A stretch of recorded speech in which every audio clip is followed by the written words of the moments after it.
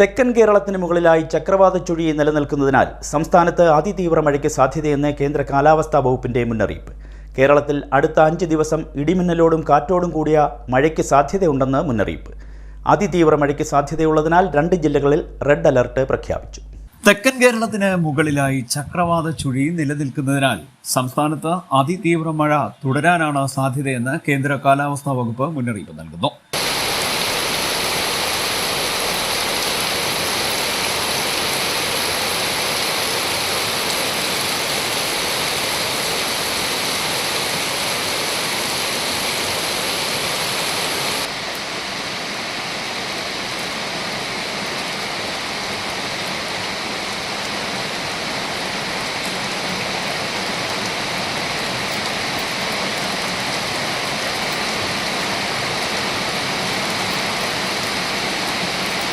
കേരളത്തിൽ അടുത്ത 5 ദിവസം ഇടിമിന്നലോടും കാറ്റോടും കൂടിയ മഴയ്ക്ക് സാധ്യതയുണ്ടെന്നാണ് മുന്നറിയിപ്പ്.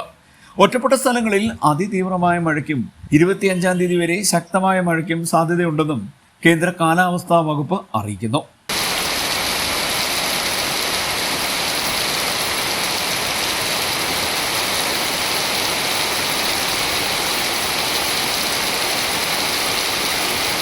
അതിതീവ്ര മഴയ്ക്ക് സാധ്യതയുള്ളതിനാൽ 2 ജില്ലകളിൽ റെഡ് അലർട്ട് പ്രഖ്യാപിച്ചിട്ടുണ്ട്.